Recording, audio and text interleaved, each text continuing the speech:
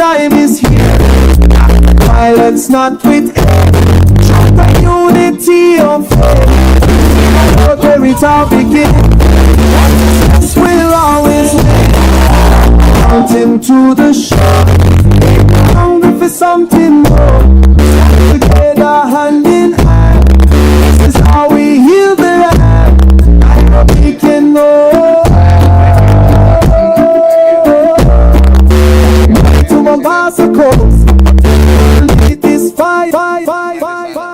Thank you. DCP.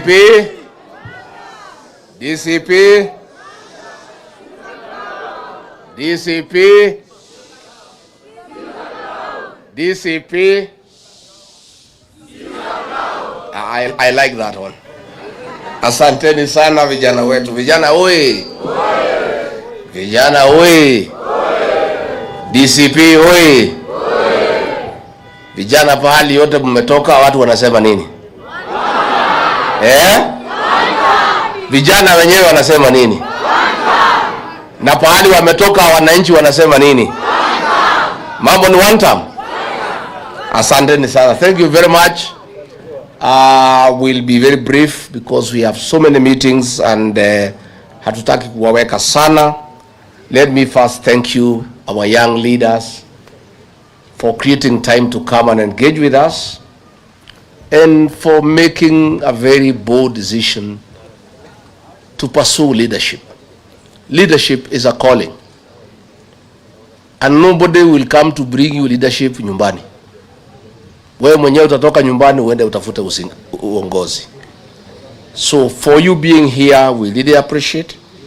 And I want to thank our youth leader, Wanjiku Thiga, for a very good organization. And I have listened to our youth leaders who have spoken here, and I'm very happy. Let me appreciate the resilience and the sacrifice of our young people to liberate their country. This country is in deep trouble. We face extinction, we face anguish, and many challenges ahead. But God has been gracious to this country that our young people, the Gen Zs and the millennials, have taken a very firm stand that they will take an active role to liberate their country from oppression, from abductions, from extrajudicial killings, theft, mismanagement of public resources, nepotism, tribalism, and all other ills that bedevil our country, courtesy of one Githinji. Nyinyi vijana nataka kumwambia pongezi. You know, on June 25th, when our young people came out in large numbers to say enough is enough, I, Rigathi Gachagua, was not even aware of the existence of the Gen Zs. I came to know that day that there is a group of young people calling themselves Gen Zs who have taken the country by storm. So even as William Ruto was accusing me of organizing the Gen Zs and funding them, I was not even aware of their existence. I, like everybody else, woke up to ask, who are these guys, new guys in town? The new sheriff in town. The young people had come of age and they had come to say, we are here and we are not going to take any more nonsense in this country. And young as we are, fearless, we are available for this country. And you made your point. And since that day, the Gen Zs are part and parcel of every conversation in our country. And that is the way it should be. Let nobody tell you that you are the leaders of tomorrow. No. You are the present and the future. And you must take your rightful place in our country. You are the greatest stakeholder in this country because you have longer to live than all of us. You must therefore be part and parcel of deciding how you will be governed and how this country will be governed.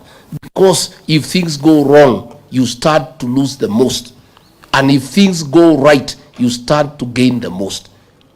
Therefore, vijana wetu, what you are doing is the right thing, and you have a date with destiny. Let me say, I disagreed with William Ruto completely when I was his deputy about the killing of our young people and the abduction of young people. I could not reconcile my conscience as a father, as a leader, as a head of a household, that a government that was elected by the people could turn against our young people, abduct them, torture them, and kill them. I was unable to be part of that government. And I made a very serious decision on the 26th of June, 2024. I flew to Mombasa and held a parallel press conference with William Ruto.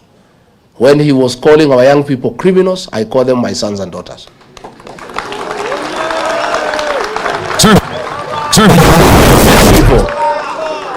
Many people try to stop me from having that press conference. Oh, you cannot speak when the president has spoken. But I say the president is behaving like an animal. I am not an animal myself, I'm a human being. And I must dissociate myself from his utterances. These are young people who are fighting for their country and for the right thing. And he is calling them criminals.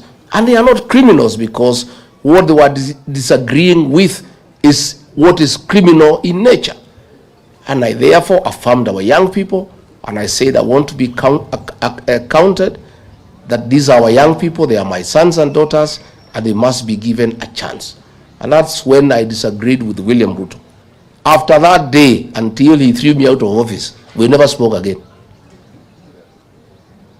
He would just pretend to greet me in public, but he could not agree to face me, because I would look at him at his face and ask him, why are you killing young people? You know, so my good people, DCP is your home. This is the home of the Gen Zs and the millennials. And my mission is very simple. Is to help you, the young people, get rid of Kasongo and take your rightful place in the governance of this country. Hata nikimaliza hiyo niende wa Monyoro nikapumzike, I'll be quite happy.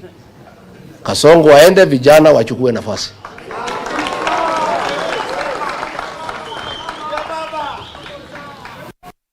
Let me say, you guys are the majority in this country.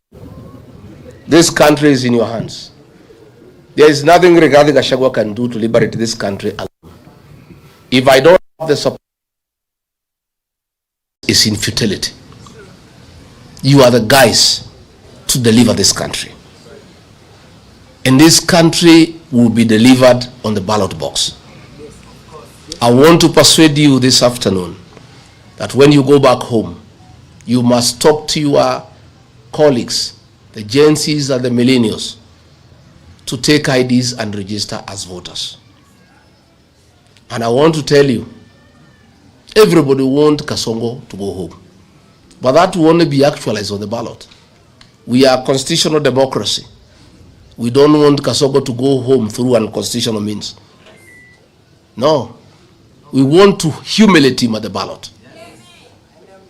And that will be done when you guys register as voters. On top of that, I want to invite you to join us in government. You cannot just be bystanders. How do you create a new government that you are not part of? That would be foolish. You must be part of the new government.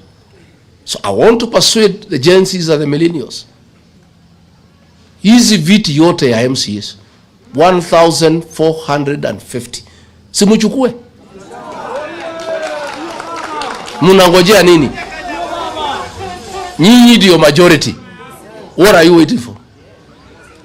These 290 constituencies, take half of them. Senate 47, take half of them. Why and why not? Nyinyi mumekula vitabu sawa sawa? So you guys have gone to school properly. You guys are sharp. You guys are connected. You guys are current. You guys have exposure. And you guys are patriotic to your country. Why don't you agree to help our country by vying for these positions and come and make good laws and restore the dignity of your nation? What are you waiting for? My good people, what are you waiting for? We want to hand over this country to you. We just want to help you get rid of Kasongo because that is your greatest enemy. Kasongo is allergic to young people. He has allergy. So the only way our young people can survive and prevail and take their rightful place in this country is when Kasongo is one term. So before we can restore our young people and put them into places of leadership, it is a prerequisite that Kasongo must exit. So nyinyi tafadhali, I agree with the formula that will have exemption for you to pay nomination fees. But when you prove that you are a serious candidate by enluring members into the party, then we know you are serious, isn't it? Otherwise we would have too many jokers. So that formula, Wanjiku Thega and SG work on it. I am 100% persuaded. I am aligned. You know, the other day I went to my hometown in Karatina and there were like 15,000 people. Some Gen Z guys there, they want to be MCA. The place was wild. The women were saying tunataka Gen Z ya kuwa MCA wetu. The men were saying the same. Wazee Gen Z wenyewe wanasema. So nyinyi vijana, Kenyans have confidence in you after what you did. Please take up your right of place. In matters nomination, I have persuaded our National Executive Council that those of you who work hard in your counties, in all the counties will have nominated MCAs. You guys will take half the number.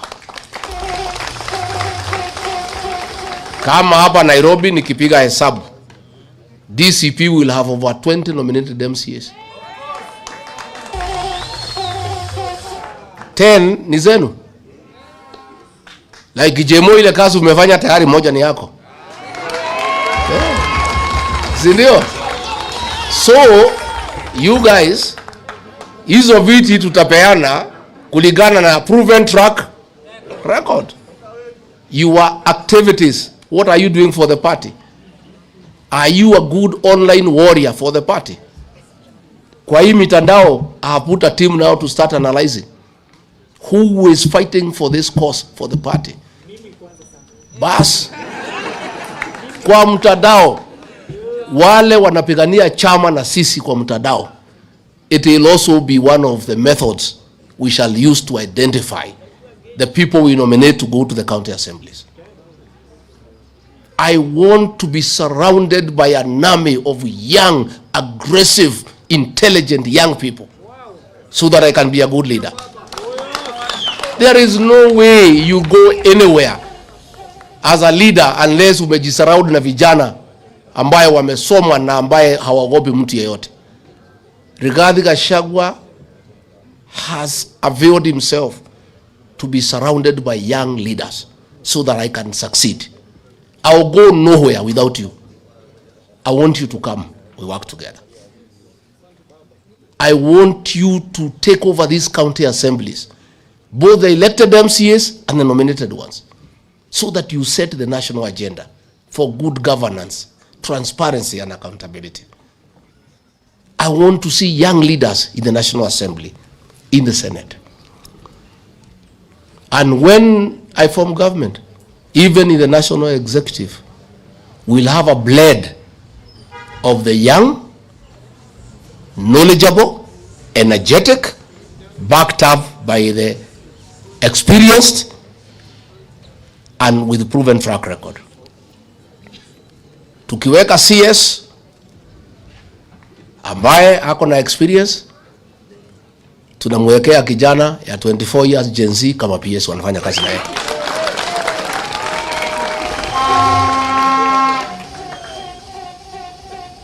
A Rigathi Gachagua led government will bring to the fore the leadership of our young people.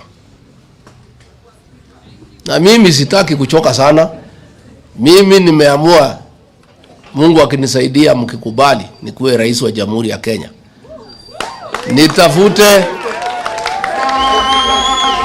nitafute vijana, nijaze kwa serikali, watu wange kazi, I take the credit.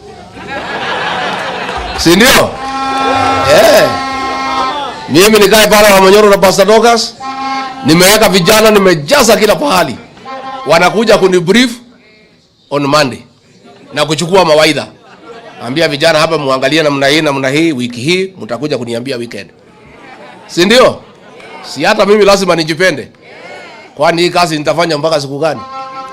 But since I cannot run away from responsibility of working hard, I must surround myself with youthful, energetic young people to help me govern. And you guys, you'll be all over. You will be in every office in my government. You will be in every institution. You will be in every parastatal. You will be everywhere. Watu waanze kuzoea nyinyi mapema. You guys are the present and the future of our country. And unless we hand over this country to you, this country is doomed. Hawa wazee wametuangusha, wacha tujaribu hawa vijana. Na mimi, I am ready and willing to partner with you. Nyinyi mko tayari? So in our party, please start your activities and assert yourself. Na hakuna mtu atakuja kukuchukua nyumbani uongoze. Wewe mwenyewe ndio utaoda huko nje uanze kuongoza watu. And this is the way to start. So recruit members.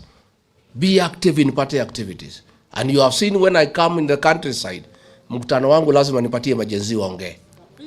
And that will continue. Because all those things we discuss is about you. So how do we discuss things to do with you and we don't allow you to participate in that discussion? So please, mimi nimefungua roho yangu, nimefungua milango yangu, naomba tufanye kazi na nyinyi. Naomba tusaidiane. Mko tayari? Mko tayari? And I want to say, you know, Kasongo ametudanganya, alisema ataweka ICT hubs kila ward, mumeziona? And you know this guy is actually mannerless. You know, let me ask you. He told us ataweka sisi pesa kwa mfuko. Ile kidogo tulikuwa nazo akato? Ni muongo si muongo? Now he is telling Kenyans that apatiwe nafasi ati to make Kenya at the first world. Now, this man, in a record 3 years, he has destroyed the education system. In a record 3 years, he has destroyed the health system. In a record 3 years, ameharibu biashara. Kila kitu ameharibu, nothing is working. And he thinks Kenyans are foolish, that he can trust them, and they can trust him, that he has the capacity to make Kenya to be first world. Kama ile tumekupatia mwaka 3 umeharibu. Umeiba kila kitu.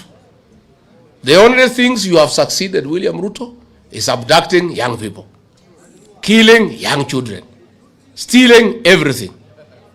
Sasa amefungua factory ya furniture Eldoret. So amesema msitu ifunguliwe, ndio watu wakate miti wapeleke kwa factory yake. Everything is about him. Yeah?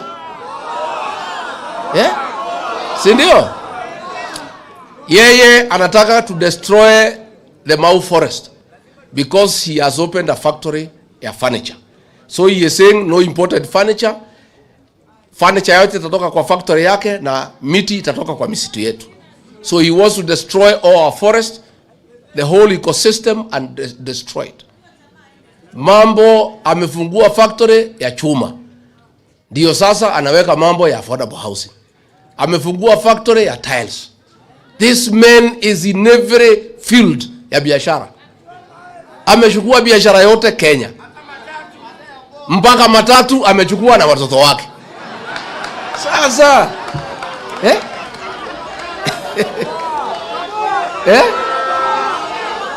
Sasa katika huko Mara ameweka hoteli. Aposeli, he is demanding from Governor Lenku 400 acres aweke hoteli. Huko Samburu National Park ameweka. This man has taken over all businesses and driven kila mfanyibiashara out of business. You know? Sasa tunashindwa. Nyinyi vijana mkileta mchezo mkose kuchukua kura, kwa sababu nyinyi ndio tegemeo letu. You are the only guys Ruto cannot bribe. You guys, you are the only people he cannot intimidate. You are the hope of this country. Without you guys there will be no country. Please, my sons and daughters, I plead with you, save this country. Save this country. Register as voters.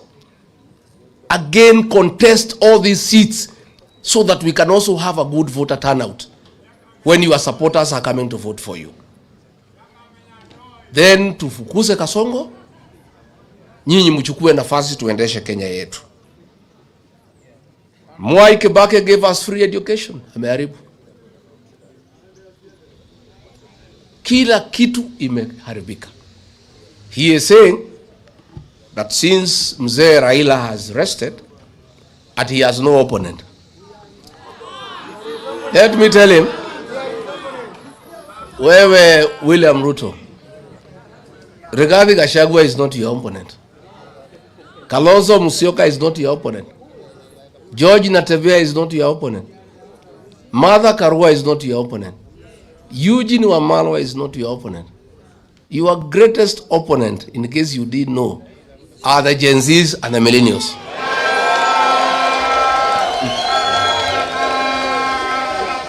Yeah? Sindio? And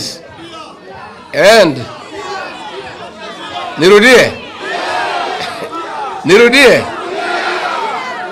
William Kipchirchir Arap Ruto, kama huna habari, mimi nasikia unajigamba ati vile mzee wetu Agwambo amepumzika, ati wewe huna mpinzani.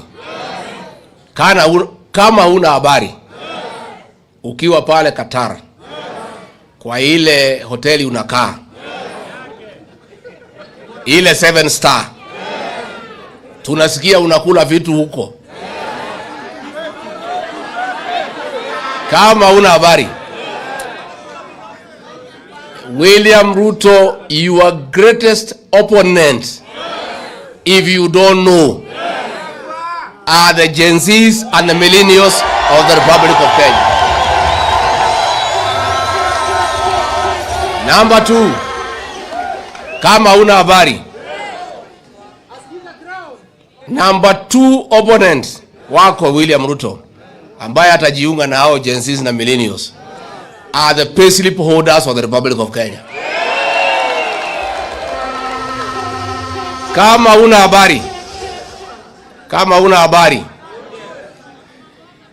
wale mama mboga na watu ya bodaboda ulidanganya ati tutawatoa chini wapandishe juu, utaweka pesa kwa mfuko, ukarudi kwa mfuko ukatoa kila kitu. Those are your opponents. Kama huna habari, wale wa mama na wazee ulibomoa manyumba zao hapa Nairobi karibu na mto, hao ndio wapinzani wako. Kama huna habari, wale police officers umeharibu insurance scheme yao, watoto wao wanahangaika. Those are your opponents. In a nutshell, William Ruto, Your opponents ni kila Mkenya. Yule candidate tutatoa moja ni kwa niaba ya hiyo wapinzani wako. But that is not your opponent. He will just be a representative of the people against you. And let me confirm, for the avoidance of doubt, we shall have one single presidential candidate. Nimeona Kasongo amesponsor ma headline kwa ile magazeti yake jana. Oh, Rigathi asimami, ati sijui atawachia wengine ati apewe share ya serikali. Nani nakwambia? Rigathi is a front runner in this race, my friend. Rigathi, what I need to do is to persuade my colleagues that I have the numbers, I have the mobilization capacity, I can marshal enough resources, I have enough inspiration, I have enough messaging capacity to defeat William Ruto. I'll persuade my colleagues to make me the flag bearer. In case I don't persuade them, and they persuade me that another Kenyan can do it, I'll sacrifice. I will. But hiyo gazeti muliona, hiyo ni gazeti ya Kasongo. And it is run by the National Intelligence Service. I would like Kenyans to ignore that nonsense that was there yesterday. Sisi hatujaketi kukubaliana ni nani. Na hatukai haraka. Tutakaa baada ya Christmas 2026. For the time being, our single presidential candidate for now is Ruto must go. And our plan for now is one term. So nobody, we have never sat down and we are not in a hurry. What we have agreed, kila kiongozi ajitolee aende asukume pahali ako na ushawishi. We have agreed that every leader to go and mobilize your supporters ya kupeleka Kasongo nyumbani. When we have completed mobilizing the whole country that Ruto must go, then we shall sit down and ask ourselves, hii watu yote tumemobilize kufukuza Ruto, nani ataongoza hawa? Nani atakuwa mdogo wake? Nani watasaidiana? Lakini hakuna haraka. So let Ruto and the newspapers not set an agenda for us about the choice of a single presidential candidate. We know what you want. Munataka tutangaze mtu saa hii, muanze kumuhangaisha, muanze kumsumbua, muanze kupiganisha sisi. And I have seen a few characters even in the United Opposition wameanza kuagukia hiyo propaganda ya Kasongo. They are believing that propaganda, ati kuna watu wameketi, ati wameongea, ati ni huyu, ati huyu hata simama. There is nothing like that. That is all propaganda by Kasongo. We are not in a hurry to name a candidate. And I want to assure the people of Kenya, the job before us today is to register voters and to mobilize Kenyans against William Ruto. When we have completed that exercise in December 2026, we'll sit down and ask all these Kenyans who want William Ruto to go, since he must be replaced by somebody, who will be that person? Sindio? Na niambie Kasongo na watu wake, Kenyans today are not very much interested as who will be president. Kenyans are interested today that William Ruto should go home. That is what has been agreed on, isn't it? Ile kitu imekubalika na Wakenya wamekubaliana. Lazima William Ruto aende nyumba. As to who will replace him is not even a priority for the country for now. It is not a priority.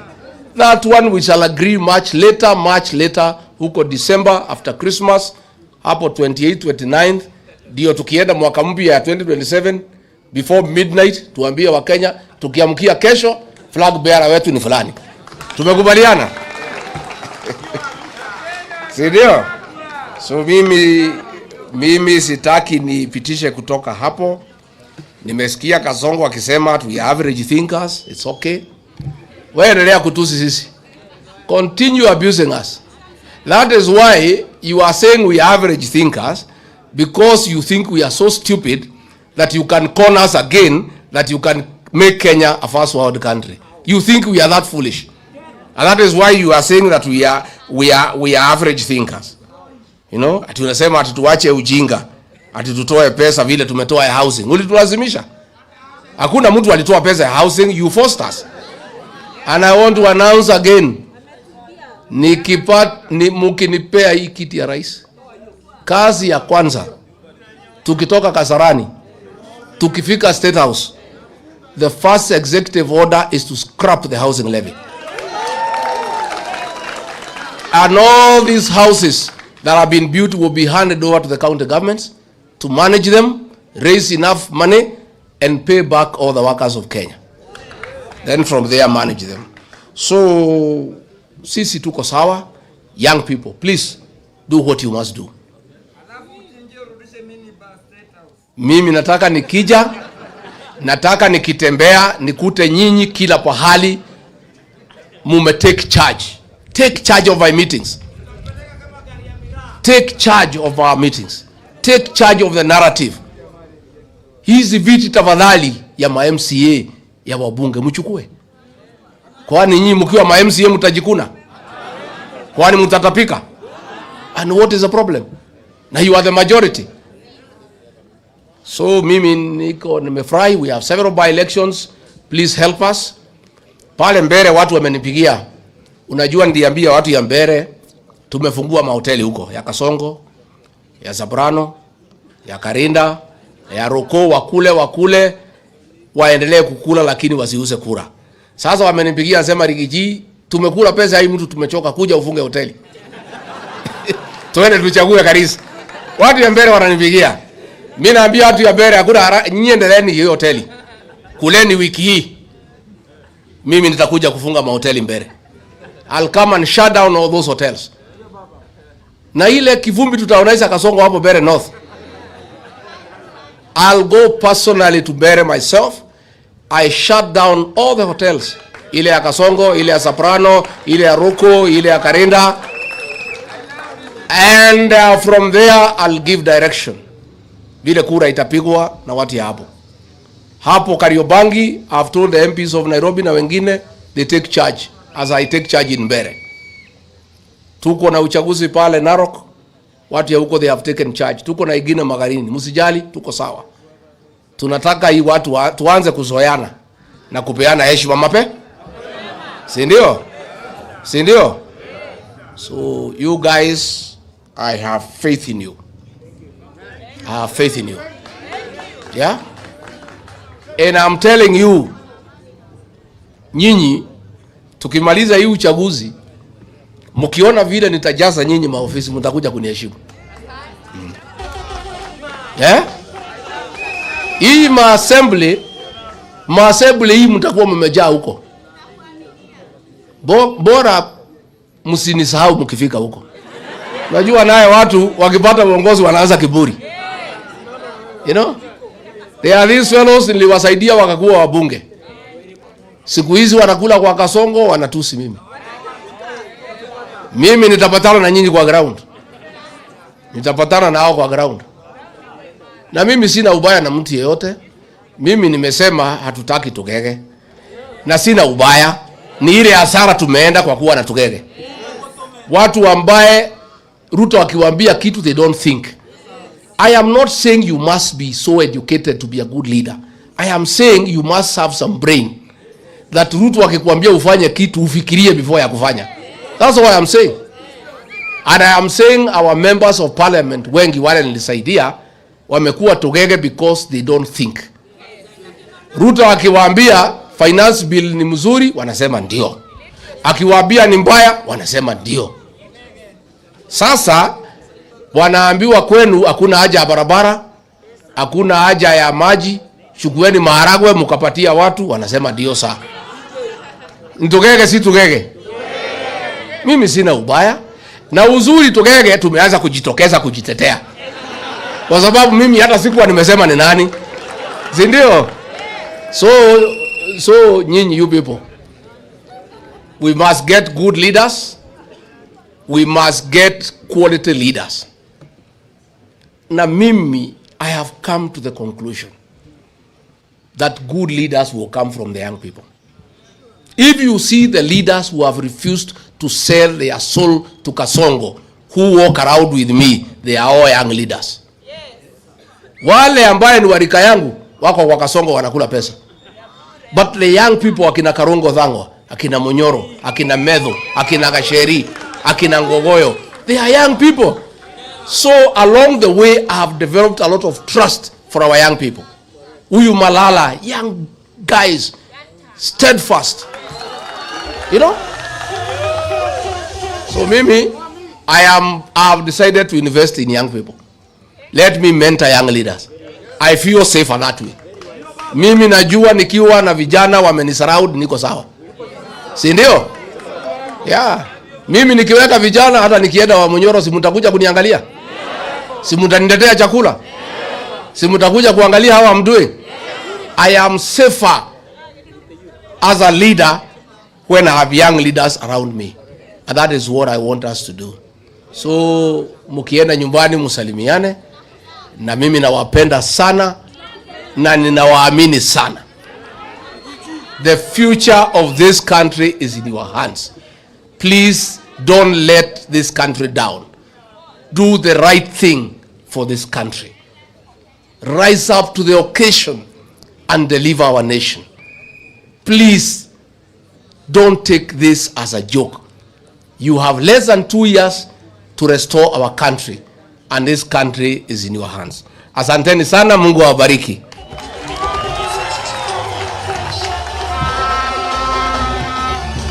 Asante sana. Tungependa tukae